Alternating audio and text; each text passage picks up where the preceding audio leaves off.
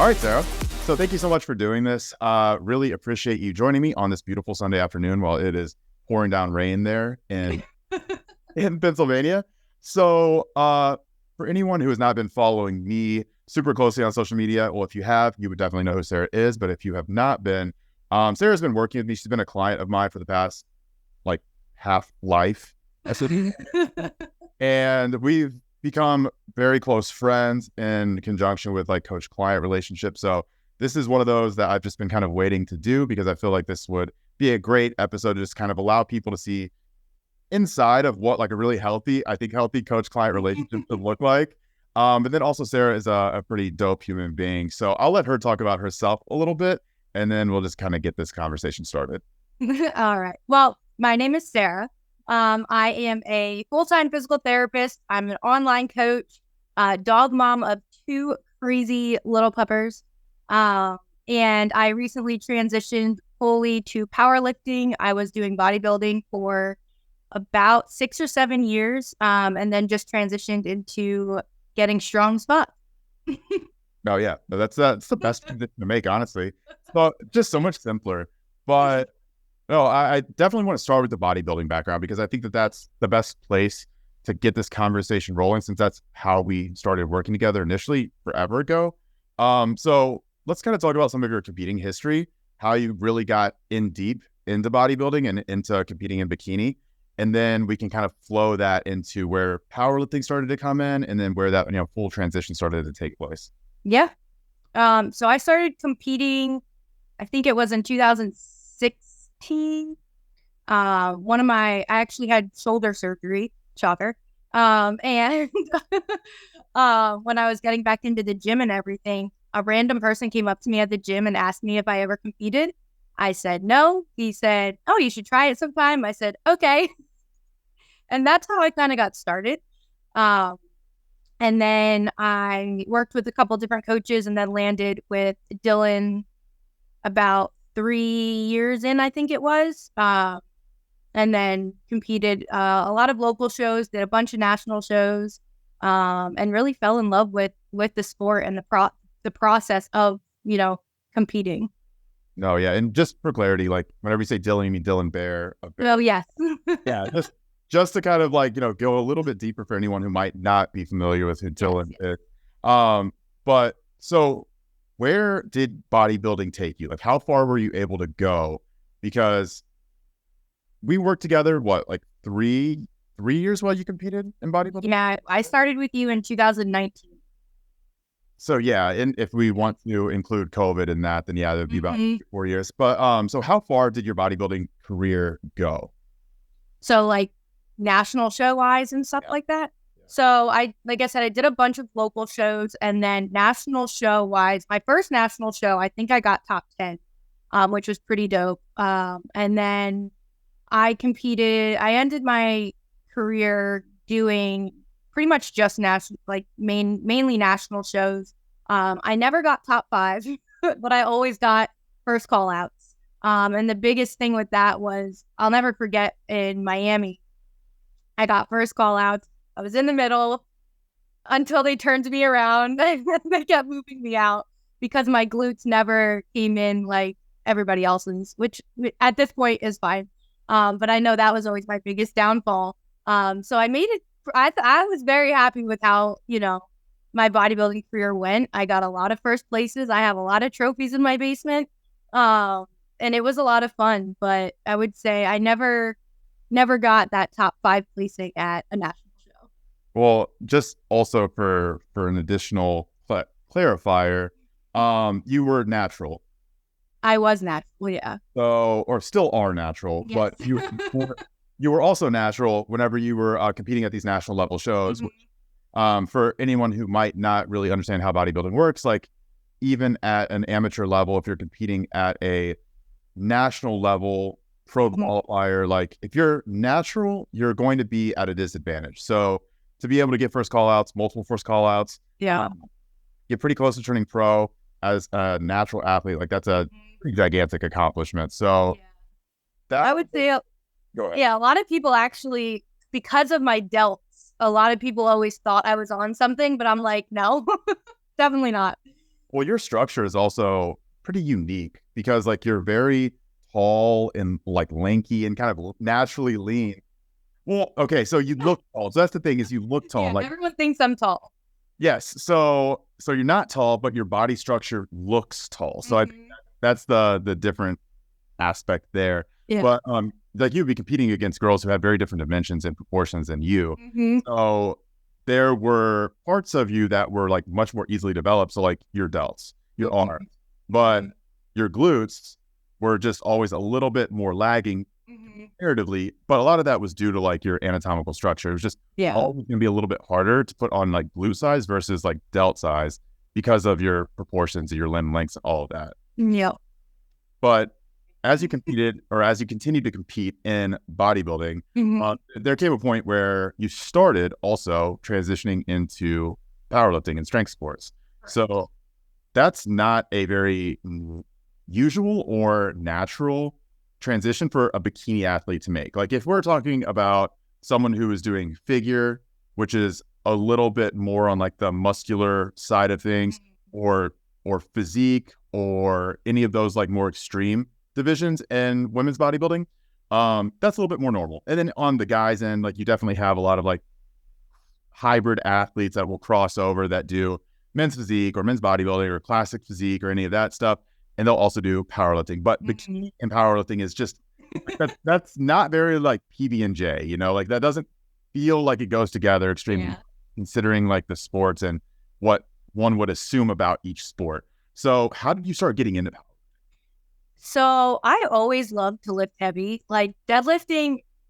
Even before I started competing, I loved deadlifting, and everyone knows that I still like that's my favorite lift. I love it.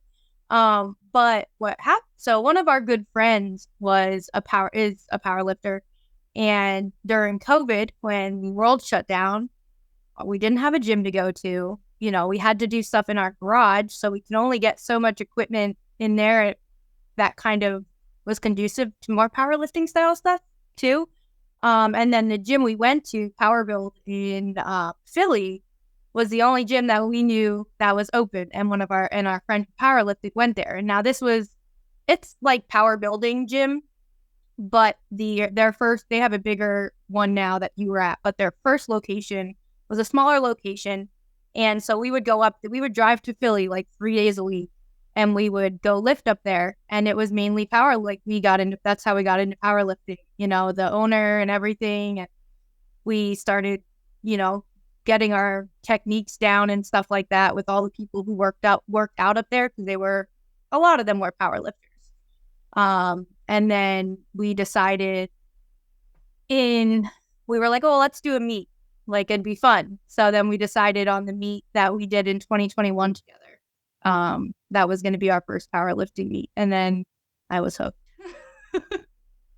And I'm someone who I firmly believe that a lot of people need to start with powerlifting to develop. I think it would be a big difference if you start with that. Yeah. Well, powerlifting, you know, done the right way, it really teaches you how to control your body and how to strain through difficult high loads, how to, you know, create resilient technique that you can kind of carry over into other movements as well. So I think a lot of people get so hung up on the fact that powerlifting is bench, squat, deadlift, and they forget that like if you just get really good at bench, squat, and deadlift, like a lot of that's going to carry over to other variations and team variations, and like you just understand what your body is supposed to be doing.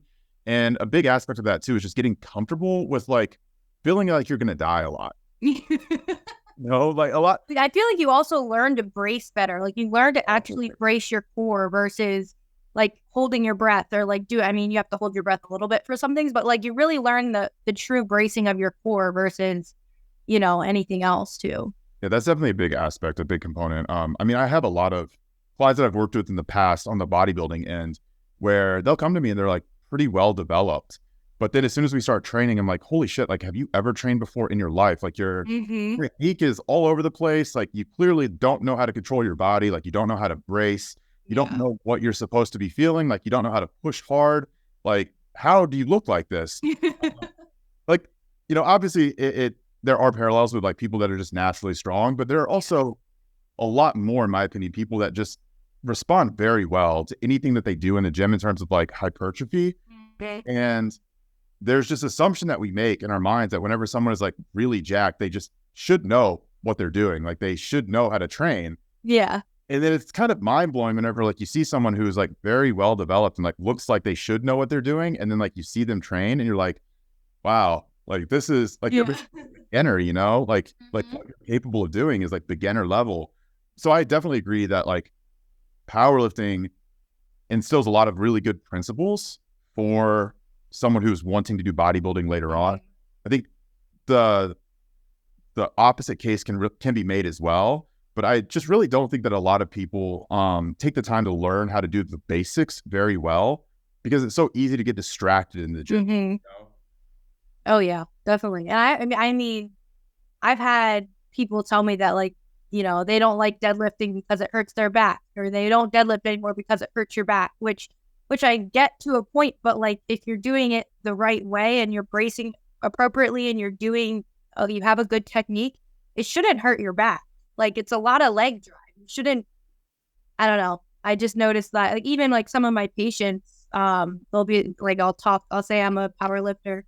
And they're like, oh yeah, I can't deadlift. I can't do any of that. And I'm like, well, you are. I'm making you do it here, just at a lower level. Like you're not using a barbell, but you're doing the same basic principle movements.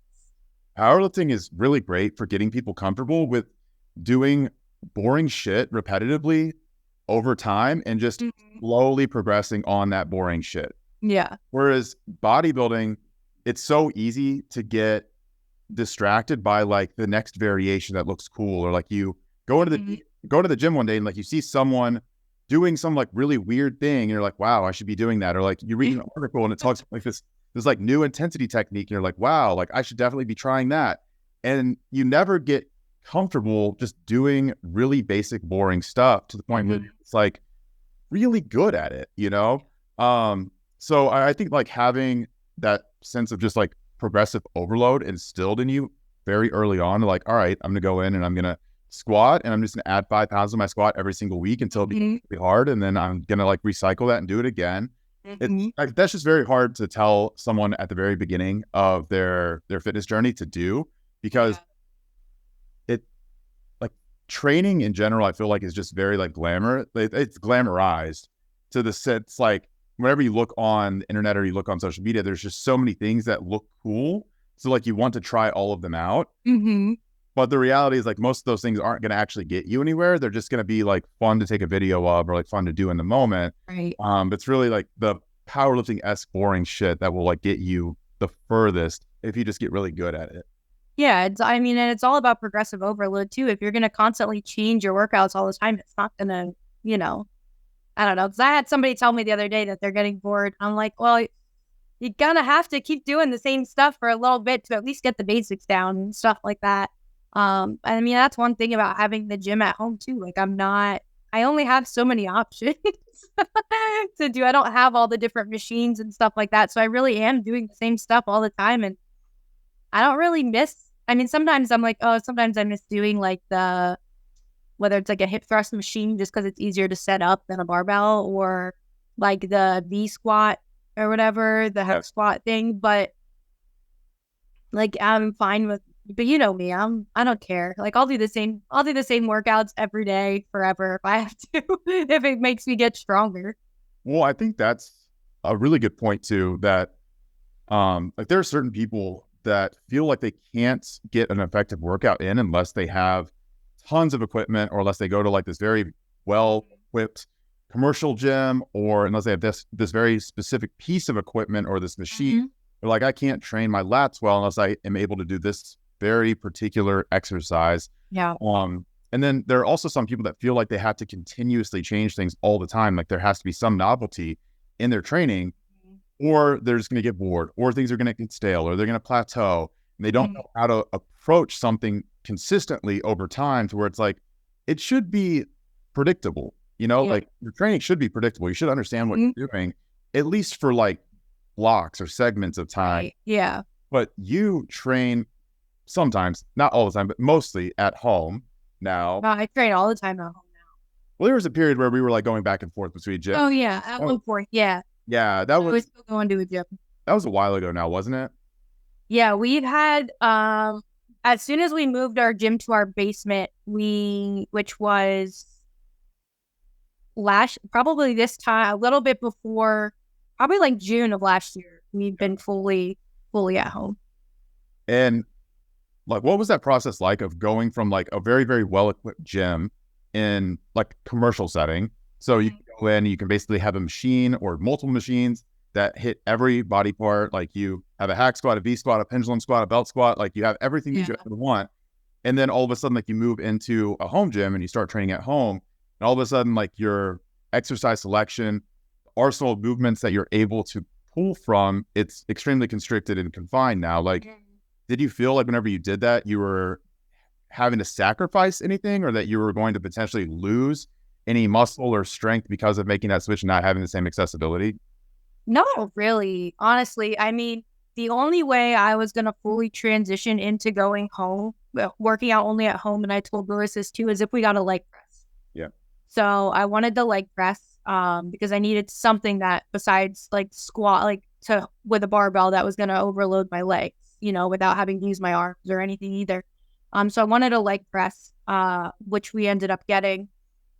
So the only thing I will say that I really miss is my belts. I love the pit shark and the belt squat. I will get one day, but no, honestly, because, I'm someone who will push myself. I mean, obviously I have you know what kind of training I like and everything like that. And I know I'll push myself. Like I want to get stronger. I want to get better. So I will do what it takes with the equipment that I have. I mean, you have to think like before all this equipment came out, like all these crazy fun things, people trained with barbells and dumbbells. Like they didn't have all the fancy equipment. So it was able to be done. You just have to, I think I just have a good mindset of being able to put in the work with what I have. And like I said, we had our gym in our garage, which didn't have it had like a single pulley, which wasn't really easy to use. But when we moved it to downstairs, we have a power rack. Lewis built us a deadlift platform. We have the leg press, and we have a functional cable. So it has the two, I mean, you saw it has the two cable.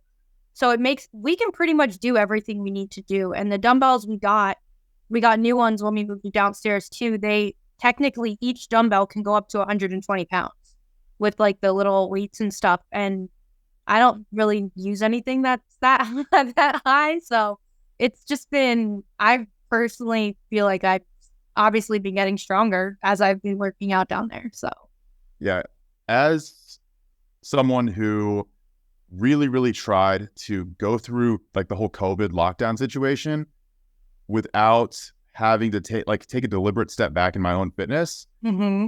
Like I can say that the best thing that came out of that whole thing was just me understanding like how much I take for granted with having like access to a commercial gym or like how much I really don't need to be able to get effective workouts in. Yeah. On any time, any day that I actually want to. Like I can go out. We have basically no equipment at home, but like I can find a pull-up bar. I can find I can finagle some dip bars, like put two chairs together and make like some kind of dip station. I can get some bands. And the thing is like, even with basically nothing during the lockdowns, I was like, holy shit, like I'm having these super effective workouts and like, I'm not losing any muscle mass. I'm getting stronger in different ways. My body feels a little bit better, kind of. It's odd. And it took a shift in my approach and like the way that I was viewing it. But at the same time, like there was this like overwhelming sense of like, holy shit, like I really don't need all of those things that like I've just grown so accustomed to. And I don't know if that was ever a thing for you where like making that transition to just fully training at home like was so much easier because like we had all gone through like that lockdown phase. Yeah. I don't believe we were working together during that time, but like, was that ever a thing where like while you were trying to do all of that stuff, it just made it a lot easier for you to like fully accept like, all right, I don't really need like a commercial gym to be able to during COVID itself. Yeah. So during COVID is when so at first we did like, do like the outside agility stuff, which I kind of loved because I used to do that all the time when I was, into sports and stuff. But we would drive up to the gym 3 days a week, and that's when I would do like my three lifts. So I did that, and then we had some of the stuff at home. So I didn't really go, if I had to do like the, workout, I think I did it maybe for like a week with like using chairs and, stuff like that. I don't think I could continue to work out at home doing that still. But having like a gym in my basement, I feel like is different. But if I had to, use laundry detergent for curls and all that stuff forever, I don't think I could do that. I think I did it for like 2 weeks and I was like, this is awful. Dude, that's where I was at. Like I was having to do that type of stuff. Yeah, I still had good workouts when I did it, but it's not something that I would want to sustain for a long period of time. Yeah. It was very like primal type of workout. But and that's definitely not something I would want to do. Like I definitely would never want to have that happen again, to where I was like restricted to only using like milk jugs and like ottomans and stuff to be able to lift. But it shows you can. Yeah, well, it was that. I think that was the biggest thing for me, was like I had gotten so comfortable with having access to like these extremely specialized machines all the time, like these very heavy dumbbells, like lifting extremely heavy with extremely specialized equipment, that I thought that that's what I needed. Otherwise, like I wouldn't be able to get effective workouts in. And then it was like, all right, I have body weight and I have a few bands and I have like a few kettlebells and dumbbells. It's like, yeah. And all of a sudden, like I was still getting my ass kicked. I was like, wow, I am very capable of getting good workouts in with pretty much nothing. It's just how you approach it and how you like view it, because like I still will have clients come through every once in a while that they just assume that's like, to work with me, they need like access to the state of the art equipment, like, otherwise they're not going to be able to take advantage of it. And that's not true, really. Like part of having a coach is like the coach's ability to like take what they have or take what the client has and like make that best fit for like what their goals are. Yeah. And like, luckily right now, what your goals are much more conducive to being able to train at home, because you don't super specialized equipment to bench and lift.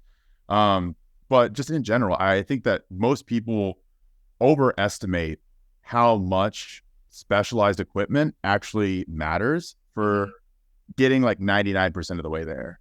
Yeah, definitely. I agree. So as we're moving on, like through the rest of your bodybuilding journey, since we've gotten tangential and of course, so bodybuilding turned into powerlifting. There was a period though where you were competing in both.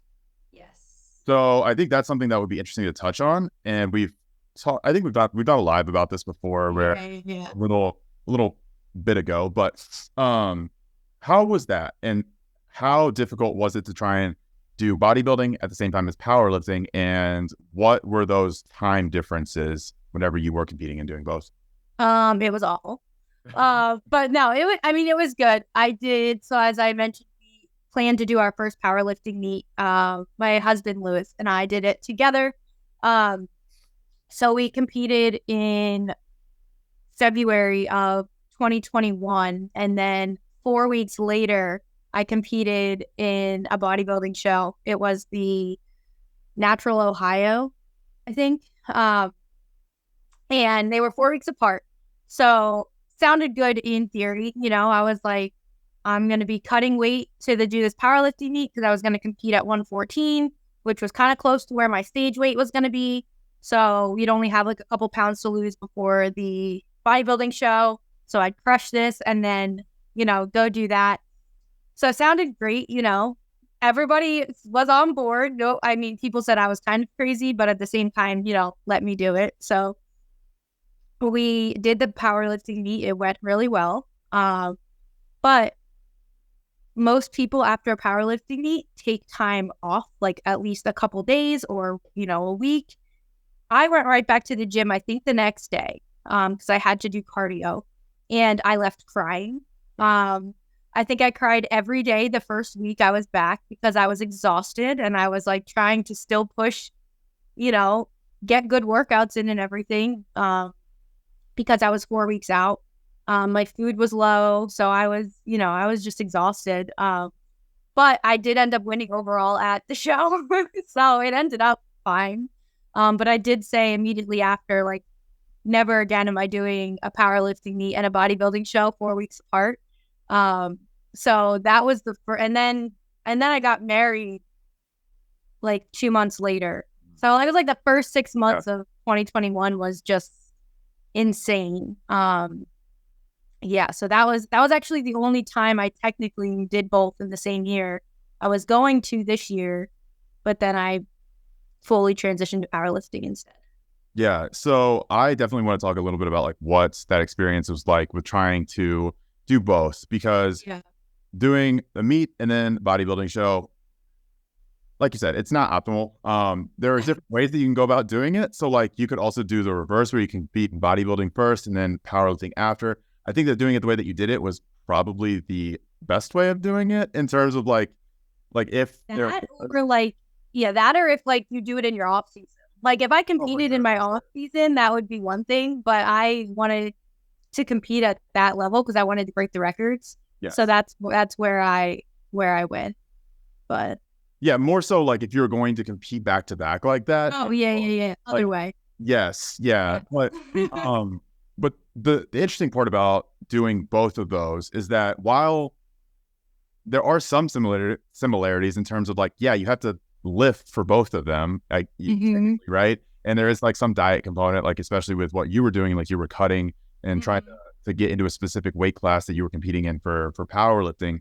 But other than that, like there's a lot of differences between how you train for powerlifting, how you train for bodybuilding, and then how you're supposed to be eating, how you're supposed to be recovering, like very, very, very different. So the fact that you were able to do well in both is pretty interesting. In theory, like you would not be able, you have to sacrifice something to do one or the other, especially around the same time like that. So much less like, you know, if you're doing the off season, like that's fine. That's still difficult. You're having to like, you know, choose or sacrifice like some of your off season and one for the other. But doing them that close to each other is like, that's really making some difficult decisions as to like how you're going to train. So if I'm remembering right, since that was a while ago, if I'm remembering right, we did a lot more of like, hey, we're going to focus on like your main movements. We're going to focus on bench, squat, deadlift, like getting really technical on those, making sure that like, you're comfortable doing them. But we're going to build a lot of like your strength, a lot of your volume on more like bodybuilding specific movements. If I'm also remembering right, I think we had like an accessory day in there that was just like a lot of like volume that we're catch up with that we don't have in your training anymore. Yeah, it was like squat, bench, dead, and then the accessory. It's like a secondary upper, but it was like a lot of accessory work, except for biceps and triceps. Yes, except for biceps. but no, like I think like that's something that as you start to go up like the hierarchy of levels in competing, it becomes obviously more and more challenging to do that. So like you're a pro in bikini and bodybuilding and also a pro in powerlifting, like that becomes less and less feasible to be able to do that just because the margin of error is so much lower at those heights of your sport. Right. What injury? Like you don't want your body's really fragile when you're in a bodybuilding prep. So trying to lift, you know, or squat heavy weight, you know, your body's definitely more fragile than it is in, you know, a heavier state. And that's another thing too. Like we really had to work around where you were recovery and fatigue wise and like where your body's capabilities were during that whole process, which I mean, it's not always super easy because we're trying to obviously make sure that you're staying as on course as possible for like the meet that you're doing, making sure that like you're building and retaining as much muscle as possible for the show afterwards, but also like keeping you healthy, making sure that you're not going to get injured because you get injured doing everything.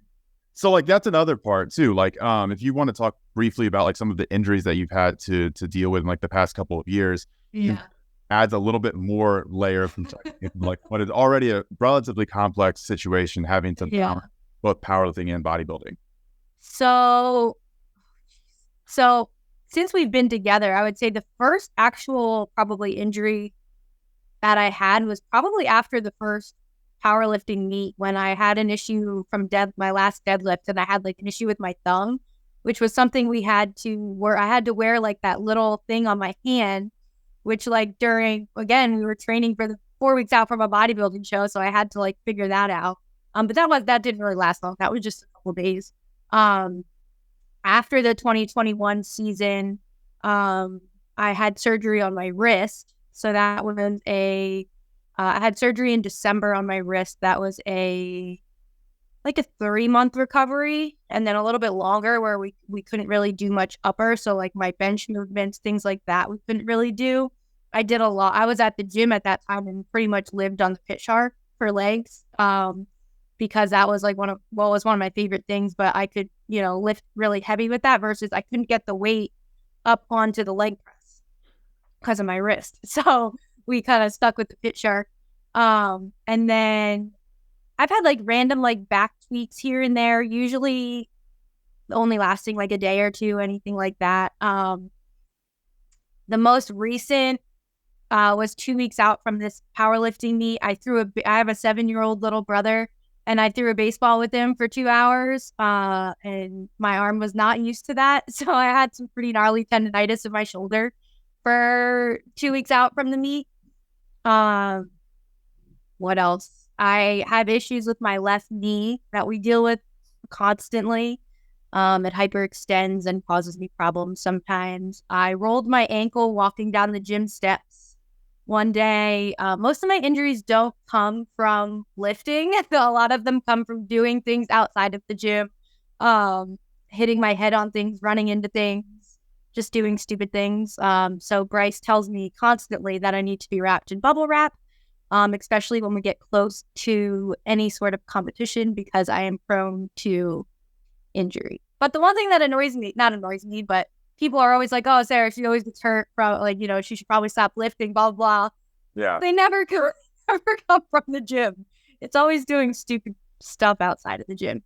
Or after my wrist surgery, we recovered, and then my dog got out, and I had to sprint down a busy road, and I ate shit, rolled over, fell on my wrist again, and then I was in a brace again for my wrist for 8 weeks.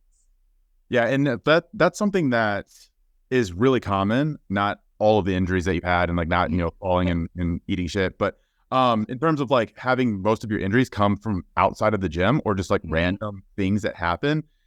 I feel like most people, whenever they see someone who gets hurt, who is like a gym enthusiast or who is like a bodybuilder or powerlifter, like they just automatically assume like, oh, like what'd you do that deadlifting, or oh, like exactly, like what'd you do in the gym this time? It's like most injuries for people that are like really strong or like really muscular, they're not in the gym, because in the gym you're actually focused on what you're doing. Like you understand where your body is, you understand how to brace, you like, okay, this is heavy weight, I need to be focused, I need to take it seriously. So most people don't get hurt in the gym because their head's in it. It's when you're outside of the gym, not thinking about it, not paying attention, and you take a wrong step and you roll your ankle on a step, or wrong step, roll your ankle on like a stair. Or like you slip on ice, or like you're playing with your dog and like you head on something. It's like, it's the dumbest shit that most people get hurt doing. And very rarely in the gym, whenever you're lifting heavy or you're doing like a 1-rep max or anything where you would expect there to be a higher level of risk or danger for like injury. It's usually the absolute dumbest sources that actually get people injured. So even my back, like a lot of times my back is just sore, like even like on rainy days and stuff like this, because when I was a freshman in college, I was in a back brace for 6 weeks because I had 2 stress fractures in my low back because I slipped going up moss climbing a waterfall, and I had like 2 stress fractures in my back. So like before we started working together, I had an injury on my back and I had surgery on my shoulder. So it is what it is. Yeah, I mean, injuries are unavoidable whenever you're in a sport like powerlifting or bodybuilding. If you're doing it long enough, like you're going to get hurt. Not something that's avoidable. I think it's very frustrating for a lot of people to accept that, hey, I do this long enough, eventually I'm going to tweak my back. Eventually I'm going to develop tendonitis. Eventually I'm going to have a muscle strain, or, God forbid, a muscle tear. It's just a repetitive injury, or not a repetitive injury thing. It's a repetitive risk thing, repetitive danger. Right. I'm like, even if your risk of tearing your biceps when doing a biceps curl is 0.00001%, if you do a million bicep curl reps over your lifetime, like all of a sudden that becomes more and more and more likely. You're benching and you're holding 400 pounds over your chest. Like, are you capable of doing it? Yeah, like strength wise, you might be capable of doing it, but your tendons, your muscles, your structures, they can only do that so many times before something freak just happens. So like that was something that like for me, I always intuitively understood whenever I was at my biggest and strongest. Yeah. Even though I was like big and strong in the gym, I knew that like outside of the gym, I was pretty fragile because I was always in pain. My joints were hurting me. Like I would tweak something just like standing up wrong, you know? Yeah. So I'm like, I'm not resilient to anything. So there's a high likelihood that if I, you know, have to turn quickly or if I have to run from a dog that gets out in the neighborhood, like I'm going to hurt myself. Right. Yeah. So that was a big impetus for me to like start really changing like my style of training towards less strength, less like building more towards, all right, like I want to make sure my body is feeling good and taken care of. Like, yeah. But now that was shifted back to you. You're in pure powerlifting mode now. So now we've dropped bodybuilding, purely focused on powerlifting, and you just did a meet. I did, yes. So where is your powerlifting at right now, and what are some of like the near-term goals, near-term outlook for some of the meets that you have planned? So we did a meet in March, and then we just did a meet this past weekend, and I competed in 2 different weight classes. So the first meet I did 114, and now from here on out, I'm going to stick with the 56 kg, which is 123 pounds. So it's more of a natural weight for me, so we can train at a more comfortable weight where I don't have to cut as much weight, which I think played a big role as well. So this past meet, we hit my goal. Sorry, flash flood warning. We we hit my goal of getting 400 dots, which is just the kind of like a scoring system for powerlifting. So this qualified me for the national meet in Vegas. So not only the national meet, but like the primetime event, which is pretty cool. I'm going to be a really small fish in a really big sea.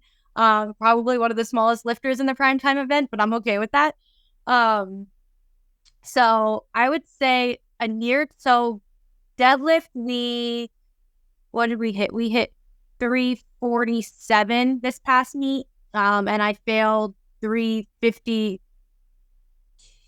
What was it? 352 or 354 or something. So I would say my biggest goal right now is just to hit that 354 because I failed it twice. And we kind of talked about it because I couldn't get it past my knees both times. So we're going to kind of adjust training a little bit to work on that. So I really think that's going to work. But I would say my closest, besides that, my goal for deadlifts, is probably like 365. See if we can hit that. And then eventually 405. Oh my God, my whole house is shaking. Are you here? Yeah. Probably 405 for deadlifts. Squat, I think would be cool to hit like 275. And then bench, we hit 148. No, we hit 150. I'd hit 155. I would say like 175 would be cool. That'll probably take some time, but yeah, I would say I have some hefty goals, especially for deadlift. But I think with fully transitioning into it now, because even going into this year, I was planning on competing in a bodybuilding show in April. So we were kind of doing both the beginning of the year until like 2 weeks after the first meet. And I was like, no, I'm going to stick with powerlifting. So now is really the first time that we're fully doing powerlifting. So I think it's going to make a big difference in how my numbers progress. Because we put on, was like 60 pounds to my total. Yeah. And, so I'm curious to see where we're at in the next meet is in 11 weeks. So curious to see where we're at then. No, and as you continue to get more focused on powerlifting, you're just going to get better and better and better at it, because as much as you've been lifting for a long time, like you're still a beginner with powerlifting. Like, oh yeah, definitely. Like my technique has changed so much in the last couple months. Like making sure my hand placement is even on the bar for deadlifts. And but even like squat, bench, like my bench has gotten so much better over the last couple months. So I'm still learning what works best for me, especially now doing it at this body weight, like learning what feels best for me.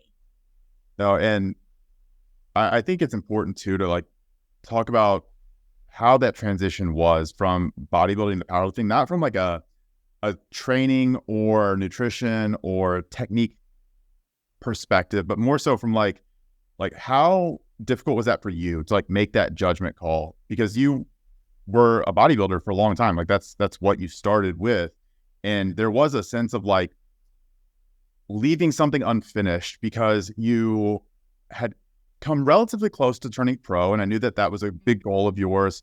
Being on the national stage multiple times, getting top, first call outs, getting what you didn't get top 5, but like, top 6, right? Yeah. Yeah. So close to turning pro. And it's not like you hated bodybuilding, like you still. No. Yeah. So like what was that decision like for you, or that process like, to be able to actually make that full transition away from bodybuilding towards powerlifting and feel comfortable and confident in doing that?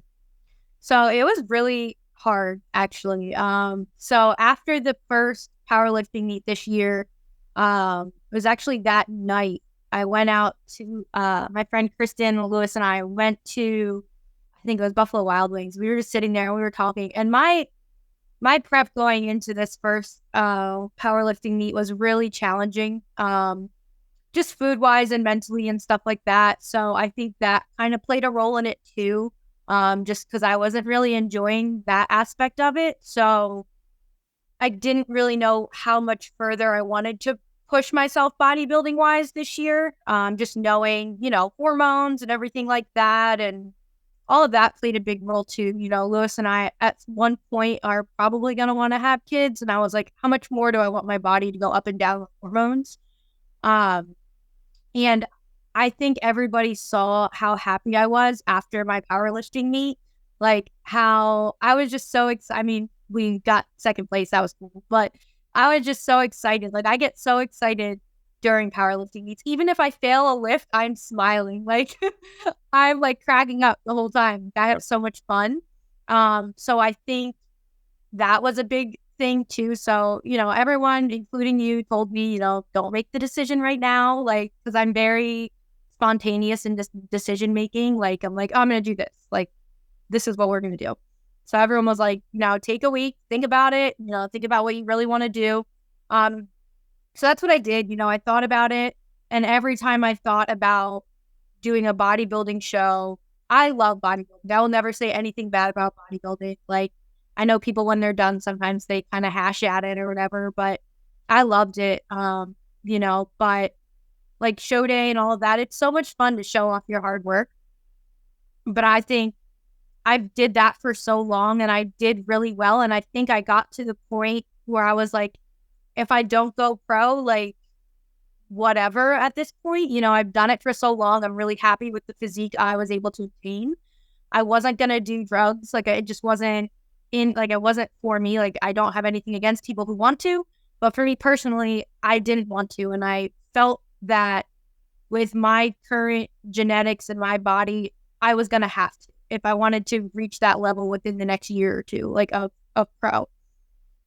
And I just wasn't going to do it. So after thinking about it and talking to Lewis about it, like every night we would talk about it, he was like, well, I think you've already made your decision. Like, you know what you want to do. So then we hopped on a call. We were going back and forth with it all week. And then we hopped on a call and, you were secretly really excited, I think, that I decided to go to powerlifting. So, and I think it was the best decision for me. And I think everybody knew that, because I really enjoy it. I love getting strong. You don't realize how fun a powerlifting meet is until you go to one. Like she actually is with me too. She came to my powerlifting meet in Texas and now she wants to do a powerlifting meet because there's like, the energy is so much different. At a bodybuilding show, you go to cheer on your teammate or your friend, whatever. you don't really care about anybody else. Like, it's cool to see the other physiques, but you don't on it, like, you want to see your friend win, or you want to win, whatever. At a powerlifting meet, everybody is screaming for everybody, and like the community around it is so fun.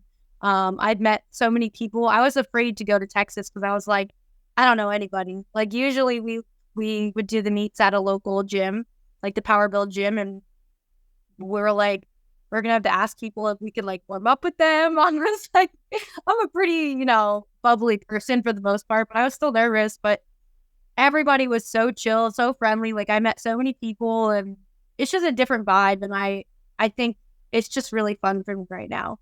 So I'm glad it was definitely a hard decision, because closing that chapter, I did it for so long. It was who I was.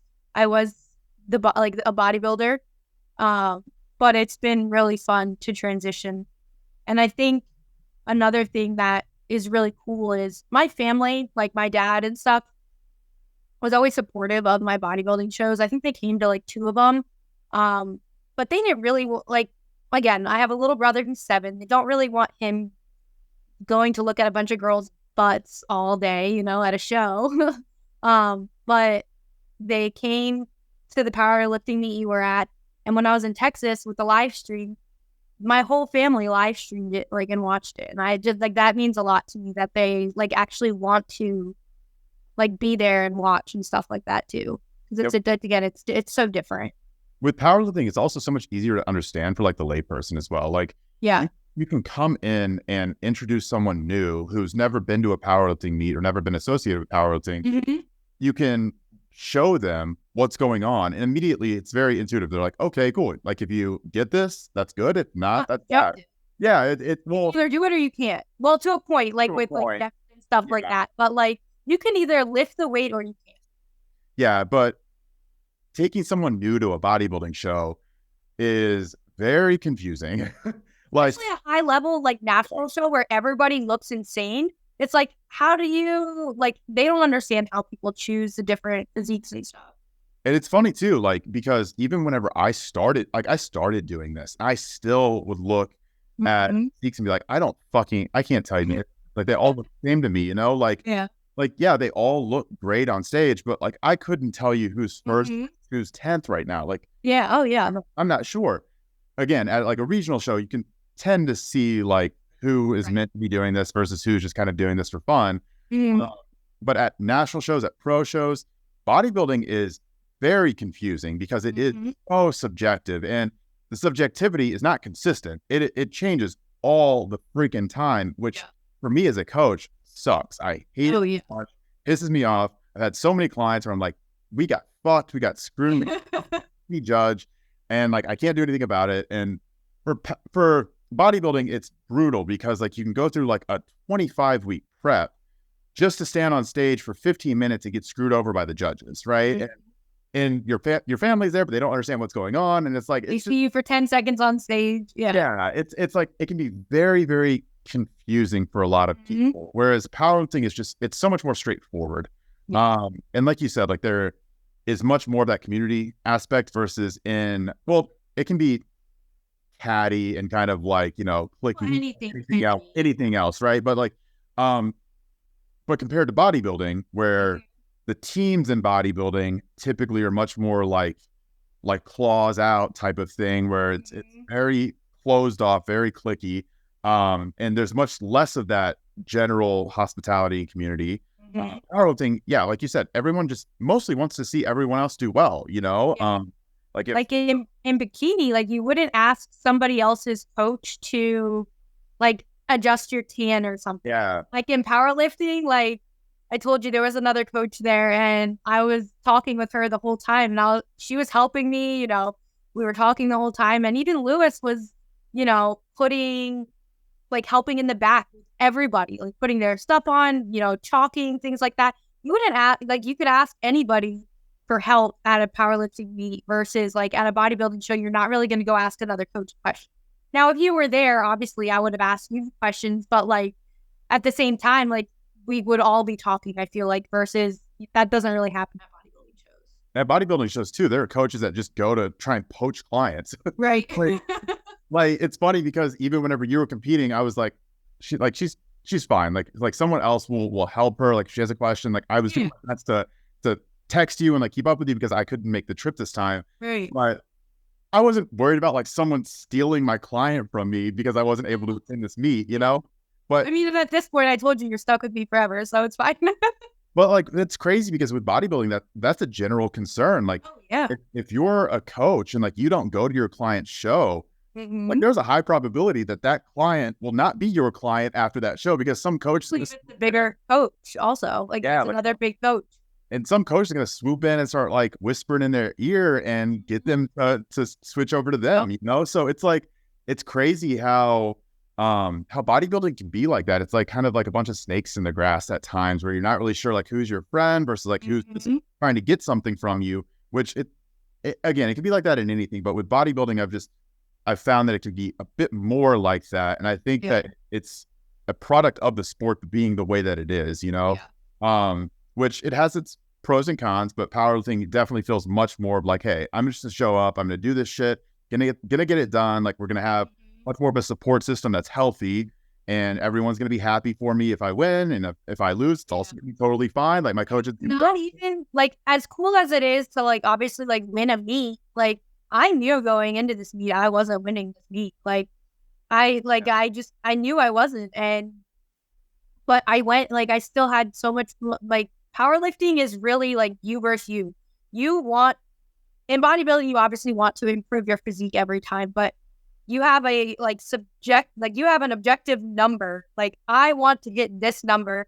Like this is what I hit last time. I want to beat that number. Yeah. Like it's your past numbers, your past performance versus what you're going to be able to hit this meet. And I think, so I said like at nationals at this event, I'm going to be like the other person in my weight class, her opener is like 360 for deadlift. And I'm like, but I don't care. Like I'm like, I want to hit 353 and I'll be happy. Like, so, and that's what it is. It's a lot different with like, you don't go necessarily to win. You go to beat yourself from last time.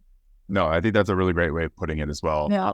And there's a lot more that's under your control, which I think is also a big draw of powerlifting compared to bodybuilding. Whereas with bodybuilding, it feels like nothing is in your control because it's all up to like the judges. Whereas in powerlifting, it's like, if I complete my lifts, if I go 9 for 9, like I did everything I could. And if someone still beats me, then they were better than me. I can't argue with that. And like some people will argue with like depth or, this or that call, whatever. But for the most part, it's like, you understand like who was better that day and who got you. And like, if you came out of nowhere and beat someone who like, maybe you shouldn't have beat because like they were a little bit stronger than you, but they missed a lift. It's like, you showed up and they fucked up that day. Right. So like, it all washed out in the end. But, one thing I wanted to talk to you about as well while we were on here was you getting into like the online coaching world. You've obviously been working with coaches for years now, whether it's Dylan or I. So you've been exposed to it quite a bit. So what made you get to the point where you're like, I'm ready to do this? I think that I like have the ability, I have the knowledge, I am capable of doing it. I think I can be successful doing it. Like you still have your normal 9-to-5 job. You still have like, you haven't quit that yet. What allowed you to kind of like take a chance on yourself and get comfortable with you feeling like you can do this? Yeah. So when I started bodybuilding, it wasn't as big of a thing. And I actually had a lot of people reach out to me asking me if I coached and everything like that. I was in PT school and I was like, no, like I don't have the time for this. Like, because I didn't. I was competing and I was in a doctorate program. Like I was not going to be doing anything else on the side. And I mean, looking back, I kind of wish I did. But so I worked with a couple different coaches before Dylan. And, I learned so much with Dylan with his approach. And I've learned obviously so much from you over the last 4 years. Like it's actually kind of crazy. And with my background of, physical therapy, I understand basic anatomy and physiology and, more than basic, but I understand all of that, and so I started probably like 2 years ago now, a little over 2 years ago, one of my best friends asked me about working out, and, she had a baby who is 4 now, and she asked me if, like, for advice. We used to train together. She's been like my best friend since like 7th grade. We trained together in college and stuff like that when, we were mainly like cardio bunnies and doing some strength training. And I said, just come over, we'll have you work out in our I didn't want her to spend money on a gym membership. Right. Because she didn't need to. And I was like, come over, we'll start training. And she trained in our garage. She came over 3 days a week. And we didn't even do like nutrition and stuff at first. We needed to do one thing at a time. Couldn't throw everything at her at once. I know how she is. So she was killing it with the lifts, and she lost weight. Her physique changed, and then she's like, you know what, I want to add in nutrition. I was like, okay. So she was like my guinea pig to see if like I really did know like what I was talking about, and I did a course. I was actually going to go through a program for like a dietitian tech program. So I actually did a couple courses, and, I did like a life cycle nutrition course where I learned everything from, birth through pregnancy through death, pretty much, of like what, you need and all of that stuff. But then it got to the point where I was like, I have my doctorate. I don't really want to continue to go to more schooling right now. So I kind of used what I learned with those courses and worked with her for her nutrition. She looks awesome. Like she's actually only lost like 20 pounds, but she looks like she lost like 50 pounds because of adding the training and all of that stuff. Like her body just completely, transformed. And then Lewis was my second guinea pig. So he wanted to do a cut for the powerlifting meet that we did. So he was around, I think like 150, and he wanted to compete at 136, I think it was. So he wanted to, because again, he wanted to break the records. Yeah. So I did his cut for that. And we got him really lean. And, then I had somebody else reach out to me and ask me if I did coaching. And at that time I was like, yeah, I'll take on I'll take on a client, and she's with me for like 1.5 years now. And we took her through a cut, took her through a reverse. She's, wanting to do a powerlifting meet, which is pretty awesome. I'm excited for that. But then after I started posting her and stuff, I was like, you know what? I saw her progress, and, I knew what I was doing. Like I've learned so much, over the last couple of years, and I'd been through the good, bad, and ugly with dieting. I had the only eat 5 different food options with no seasoning, and, all of that fun stuff that nobody enjoys. So I didn't want people to think that that's what they had to do. Because even at work, people are like, oh, are you allowed to eat that? I'd have like a wrap. I'm like, it's a chicken wrap. Like, yeah. Yes, I can eat this. But because it wasn't chicken, broccoli, and rice, they didn't think I could eat it. So then I decided, after seeing, Aaron and Jordan and all their successful, clients and stuff like that, I was like, well, why don't I take a chance on myself? But it was a really hard decision. I think we talked about it too. I was like, I don't know if I want to do this. Like I don't really like taking chances on myself all the time. Just because I get nervous about everybody else being a failure and things like that. But now I have pretty much like a full roster for what I can handle right now with my full-time job, and my clients are killing it, and I'm like loving it. Like I love helping people and seeing their progress. And, I've had multiple clients tell me like that it was such a good, it was like the best decision they made, and that they've seen like the progress they've made, and having the support from me, because I do everything on an app. So they can communicate with me through there, like whenever they need it, pretty much. And it's just been probably one of the best decisions I made, was taking that chance and being able to help more people, because that's why I got into even physical therapy. Like I love helping people. So being able to do that in 2 different ways is pretty cool.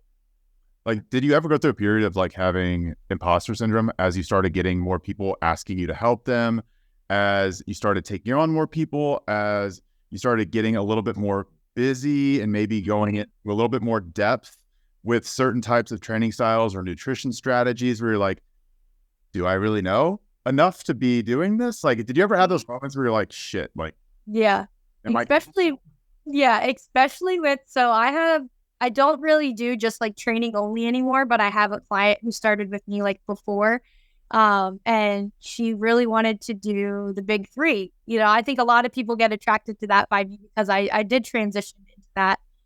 So she was like, I really want to get stronger in, squat, bench, and deadlift.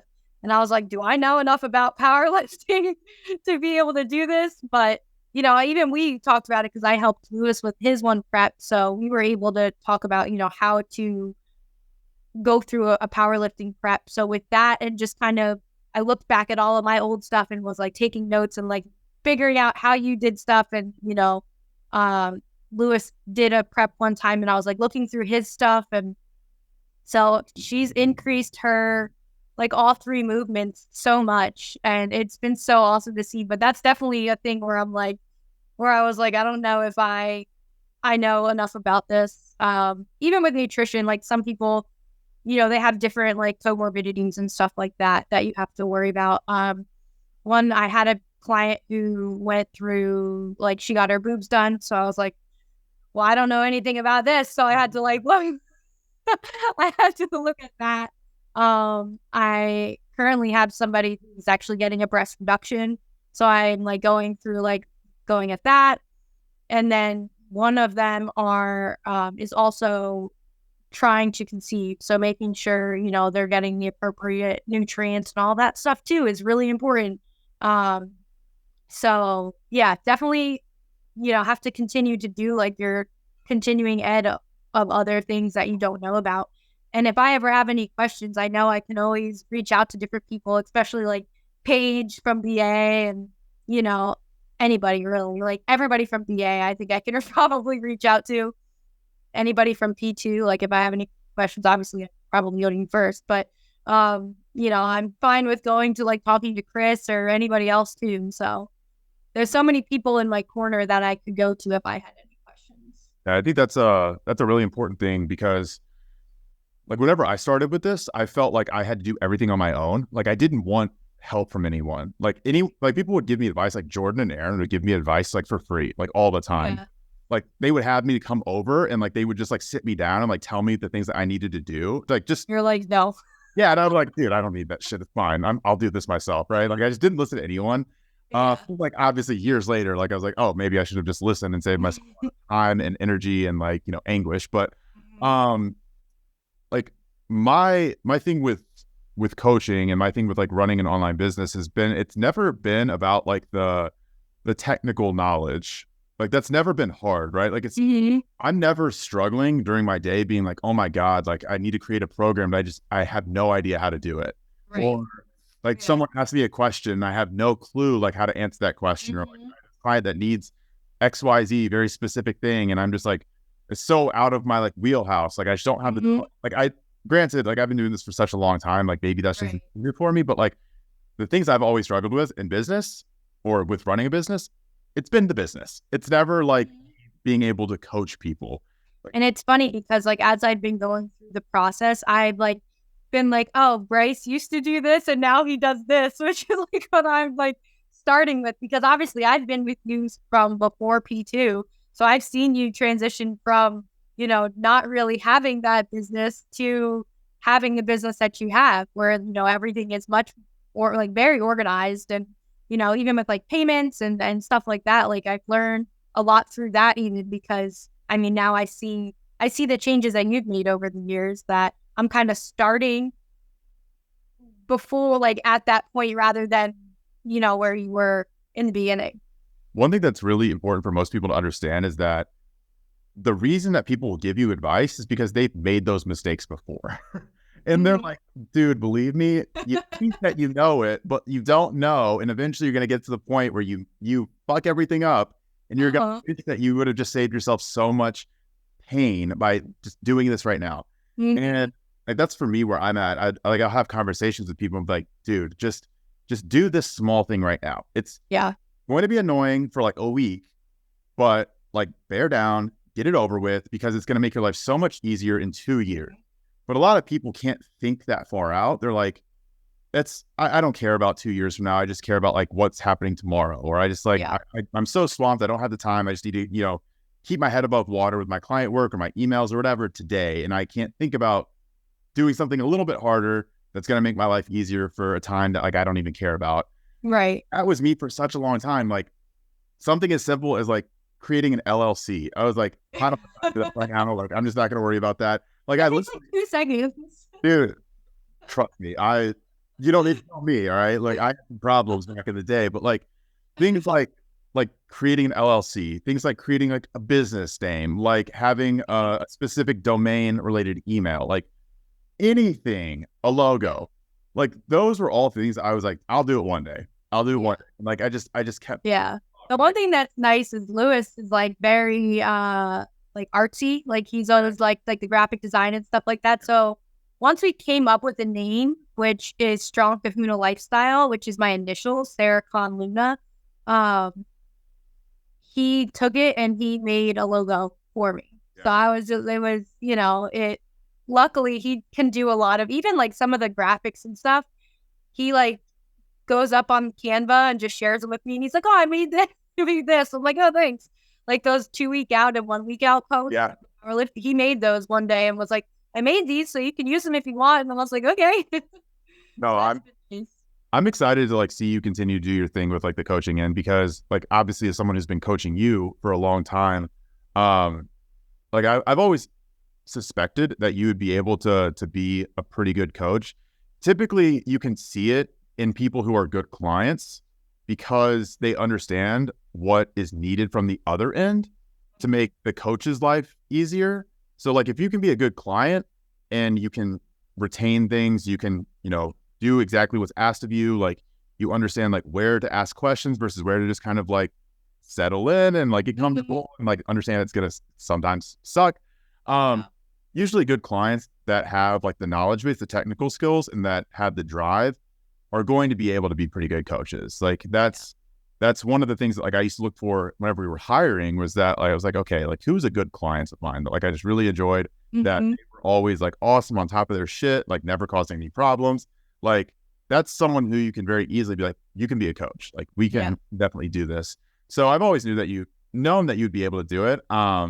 It's just, dude, running a business is like, it's a big step and it's like a big commitment, and it's hard to take that chance on yourself too. 100%. That was definitely one of the hardest things. And because I knew I talked to Lewis about it, probably over a year ago, where I was like saying I wanted to do it. And, so it took me a while to take that leap. But, just as I tell my clients, like you have to take that leap of faith, because otherwise you don't know what's going to happen. Like you'll always wonder why, what could have been, could I have lost this weight sooner? Could I have, decreased the chance of this happening or anything like that? And I'm somebody who does look back and say, well, what if I would have, done that instead? So taking that chance on myself was definitely challenging, but it's definitely one of the best things I did. No, and I obviously love to hear that. I love to hear that. Just because like we've had such a good relationship for such a long time.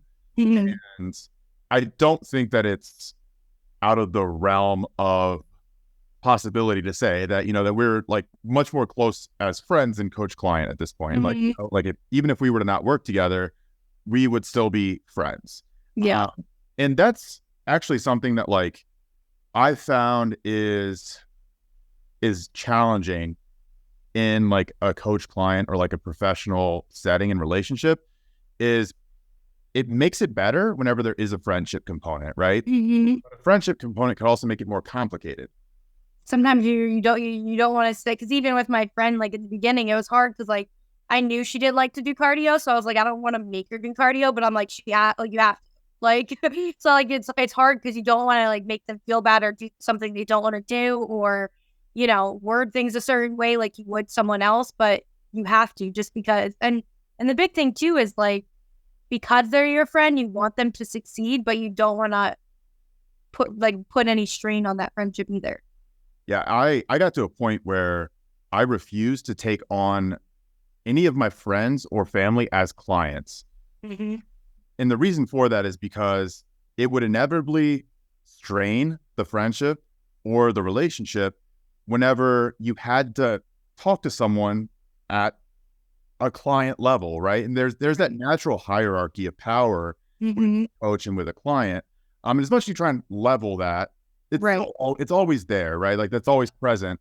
But whenever you take a friend in as a client and introduce them into that like hierarchical power structure, it makes it weird. It makes it very weird. And like, even if you want what's absolutely best for your friend as a client, and they absolutely want to listen, they want to adhere, and they're trying super hard, there's going to be a time where you have to like sit them down and talk and like kind of like give them a stern talking to and be like, hey, shit together, like, but XYZ, you're fucking up. No. And I think the difference is too, though, we were coach client before we became friends. Exactly. And like we were definitely a coach client relationship until we started talking SpongeBob beats 24/7. Then I think we became friends. But I think that's the way to do it. I think you have to be very careful. So anyone who's getting into coaching should be very cautious about trying to fill their roster at the beginning with family and friends, because as easy as that feels like it should be to do, because those are the people that are going to most support you. They're also going to ask for discounts. They're going to be shitty clients. They're always going to be falling off, or lacking accountability, or sometimes they're more demanding. Like they expect that they can just text you at all times and ask, work-related problems, or just get you on the phone and like talk your ear off about all of their issues that they're having. And it's like, if you take a friend or family member in and make them a client, there are no boundaries present. You can't construct those boundaries that inevitably have to be there in that coach-client relationship. Whereas the opposite way, if you bring people in that you don't have that prior familiarity or relationship with, but that friendship develops as just a byproduct of like, communication and just the way that you coach, or the way that you receive coaching as a client, like that's good. You want that. Like you want a good, friendly relationship with all of your clients, granted, like within boundaries, right? Like that's another big thing. But like that is something that every coach should strive for. Like you should want all of your clients to like absolutely love you as a friend and view you as a friend, because like you want them comfortable telling you stuff too. Well, yeah. And like there's also that level of trust that comes with like the friendship, because you know that person actually cares about you. Right. Like it's not just a paycheck, or it's not just another number. It's not just another like, tick mark on an Excel spreadsheet. It's a person that you care about. And as that friendship develops, like that loyalty gets built. Like you even said it earlier, like you're stuck with me forever. Yeah. But like, those are good things, right? Like that's something that you should like really strive to develop. And I feel like for me, like I've, for better or for worse, always really tried to develop good relationships with all of my clients. Yeah. Again, for better or for worse, like there are definitely times where I wish that I would have had more boundaries. Because if you try to be friends with everyone, like some people will take advantage of that, and they'll try and like throw you into that friend bucket and out of the coach bucket. And sometimes that becomes pretty problematic if there aren't those intrinsic understandings of like where the power dynamic should be.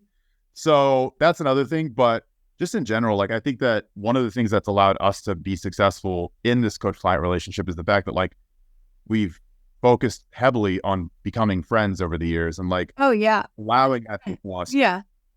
Like I hope that for you, you'll also take that and implement that aspect, that quality into your own coaching and your own business too. Yeah. The clients that I've had, like the ones I've had for a longer period of time, definitely have opened up to me about more and stuff like that, versus even the ones that just started. I've had some that started like 2 or 3 weeks ago, and we've become, they're comfortable telling me things that, should be important for a coach-client relationship. Well, especially if you're going to be talking about like sensitive issues like poop. All the time. Yeah. Poop. One of the questions in my thing, digestion. It's important. You're talking a lot about poop and blood. And if you're a coach, you got to get familiar and comfortable with poop and blood. Yeah, exactly. But no, I think that's a great place to end, actually. So, dude, I really appreciate you doing this with me. Thank you. It's obviously been something that we've been kind of holding off on the pending docket for a bit. Yeah. But no, before we dip out of here, I would love for you to drop some plugs on where people can find you, like some links, some social media, some maybe, applications for like where people can find some more about you?